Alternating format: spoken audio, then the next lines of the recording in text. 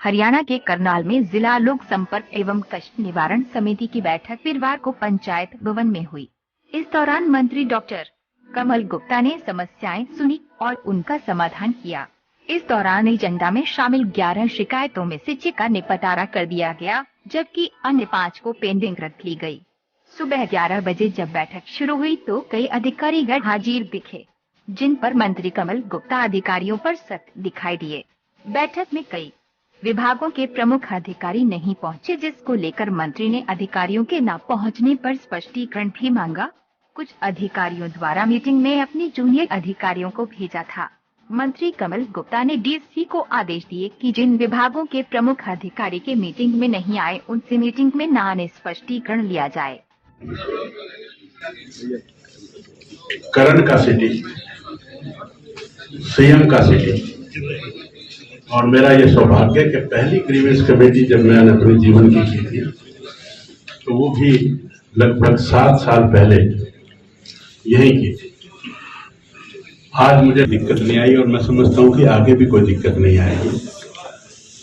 आज मैं grievance committee में आया, आप सबका, शिकायतकर्ताओं का, मेंबर्स का, अधिकारियों का, सबका स्नेह मुझे मिला। मैं आप सबका भी यहाँ अभिनंदन और अभिवादन करता हूं। आज के ग्रीवेंस कमेटी में लगभग 11 केस थे। 11 में से 5 पेंडिंग है। हाँ, 11 केसेस में से 5 केसेस पेंडिंग हैं और कुछ में कुछ जटिलताएं थी, तो उसमें हमने जो हमारे ऑनरेबल ग्रीवेंस कमेटी के मेंबर्स थे, भाईचारे के रूप में उनकी सहायता लेने का निर्णय किया। मैं समझता हूं कि अगली दफा 2-3 है शायद, वो उन तीनों का भी निपटारा भाईचारे में हम करेंगे। कई दफा टेक्निकल चीजें आ जाती हैं, तो ऐसे जो हमने 6 उनको ड्रॉप किया है।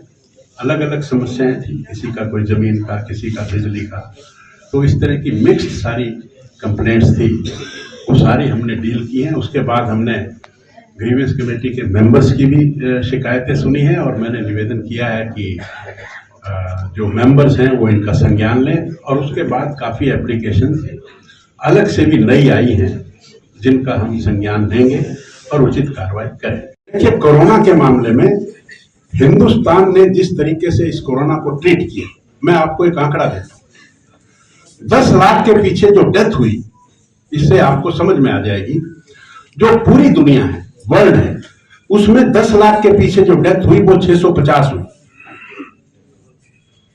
और अमेरिका का अगर हम डाटा उठाएंगे तो ये लगभग 2950 का है, यानी कि 3000 का है।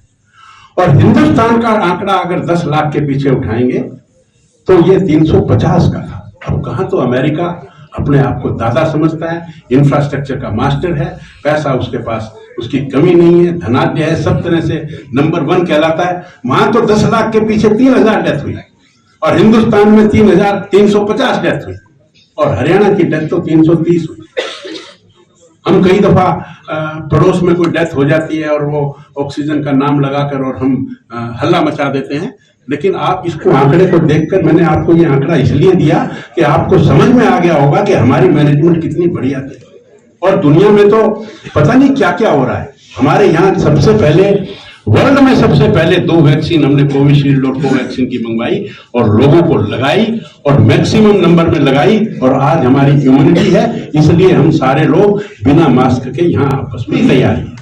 और ये जो ओमनी वायरस जो है, ये अभी मुझे पता लगा है GH7 है, BS7 है, और ये 5 का ही एक वेरिएंट है।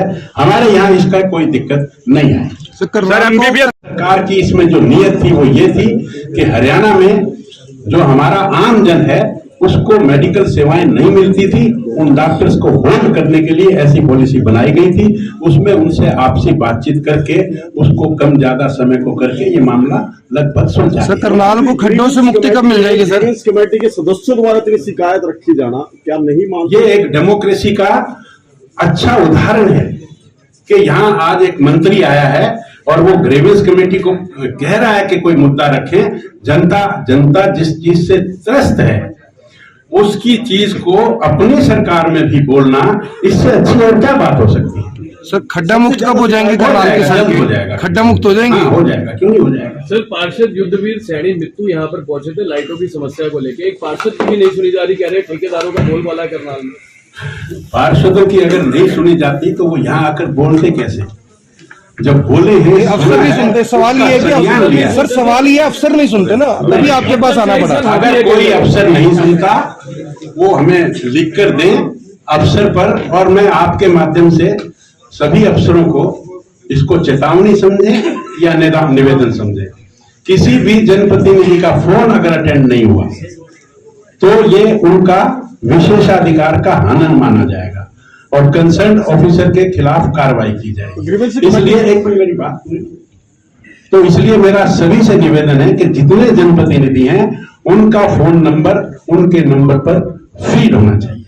देखिए, अवैध कॉलोनी का मुद्दा कोई नया मुद्दा नहीं है। माननीय मुख्यमंत्री जी ने बड़े हृदय से और आह्वान किया कि जिसकी भी अवैध कॉलोनी है वो अप्लाई करे, हम उसको वैध करेंगे। और हमने इसमें नियमों की भी काफी रिलैक्सेशन की। 25 पहले 75% कंस्ट्रक्शन की थी, हमने उसको छोड़कर 75% किया, फिर 50% किया, फिर 25% किया।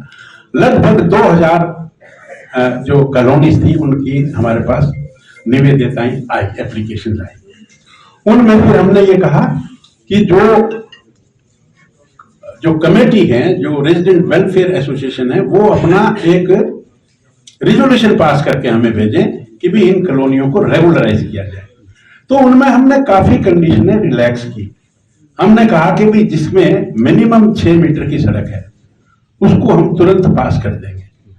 उसकी संख्या बड़ी थोड़ी थी। फिर हमने और रिलैक्सेशन की कि 3 मीटर तक की सड़क को भी हम पास करने के मूड में हैं। लेकिन अब कईयों में तो 5-5 फुट की सड़कें हैं, गलियां हैं, तो उनको एकदम से पास करना वो जनहित में भी नहीं होगा। तो इसका मुद्दा हमने हृदय से बड़ा सीरियसली लिया हुआ है और जो भी संभव होगा हम उनको रेगुलराइज करेंगे। जो प्रस्ताव सरकार के पास गए हैं, मैंने कुछ देखा कि कुछ जिले के जो उच्च अधिकारी थे, मुझे लगता है कि उन लोगों ने इस मीटिंग को इग्नोर किया है। तो इसकी इंक्वायरी होगी और उनके खिलाफ प्रॉपर एक्शन लिया जाएगा। अब आप सर प्रॉपर्टी आईडी को लेकर आप बयान दे गए थे पिछली बार जब करनाल आए थे, भी 1 महीने में दुरुस्त कर देंगे, मेरा वादा है। वो वादा भी पूरा नहीं हुआ, लोगों की रजिस्ट्रियां नहीं हो रही। करनाल सीएम सिटी है, आपने करण की नगरी के बारे में बात की और हालात तो बहुत खराब है करनाल में। देखिए, प्रॉपर्टी आईडी का एक ऐसा मुद्दा है जो पूरे भारतवर्ष में माननीय मनोहर लाल जी ने हिम्मत की है काम करने की। कुछ काम ऐसे होते हैं, जैसे मोदी जी ने जीएसटी की बात की, नोटबंदी की बात की। ये जो प्रॉपर्टी का मामला, हमने 1-1 इंच जमीन को मापने का काम किया और उसमें पहले डिमांड रजिस्टर में 30 लाख प्रॉपर्टी थी, अब 42,70,000 से अधिक प्रॉपर्टी है। उनको हमने कलमबद्ध किया है, डिजिटलाइज किया है, कंप्यूटराइज किया है। अनेक प्रकार की डिफिकल्टी है, गिरते हैं सह सवार ही मैदानी जंग में, वो क्या गिरेगा जो घुटने। सर लोगों की रजिस्ट्री तो नहीं हो रही ना जी। आप मेरी बात सुन लीजिए, आपने प्रश्न किया तो मेरी बात तो सुनेंगे कि नहीं सुनेंगे? जी सुनेंगे ना। तो ये एक बहुत बड़ा मुद्दा है। कहीं नाम की गलती है, कहीं फोन नंबर की गलती है, कहीं पैमाइश की गलती है। हम सब लगे हुए हैं और पूरी तन्मयता से लगे हुए हैं। माननीय मुख्यमंत्री जी ने कल ही मीटिंग ली है और जब ये कई दफा जब सिस्टम, जब इतिहास बदलता है तो उसमें समय लगता है, आप समझिए मेरी बात। और जब आपको मैं एक बात बता दूं, मैंने पिछले 9-10 साल का डाटा उठाया और 30 लाख अगर हमारी प्रॉपर्टी है तो 7 लाख लोगों ने टैक्स जमा करवाया, 23 लाख लोगों ने टैक्स ही नहीं जमा कराया। अब ये जो 42 लाख प्रॉपर्टी हो जाएंगी, 42 लाख लोग टैक्स कराएंगे, तो थोड़ी हल्ला तो इस वजह से भी है कि लोगों को टैक्स जमा करवाना पड़ेगा। इस नए में बेनामी प्रॉपर्टीज को हम खत्म करेंगे। हमने डिपो होल्डर का काम शुरू किया, ऑनलाइन शुरू किया, तो शुरू में दिक्कत आई। शुरू में हमने मोबाइल फोन का इस्तेमाल किया तो दिक्कत आई, कंप्यूटर पर हम आए तो दिक्कत आई। ऐसे ही प्रॉपर्टी आईडी में कुछ दिक्कतें आ रही हैं। मैं आपकी बात से सहमत हूं, कुछ अप्रूव्ड अनअप्रूव्ड का भी है, कुछ चीजें हम कर्मचारियों को, अधिकारियों को भी कई चीजें नई नई जो प्रॉब्लम आती हैं उनका पता लगता है। तो शनय शनय मेरा ये आपसे वायदा है, इसमें समय लगता है।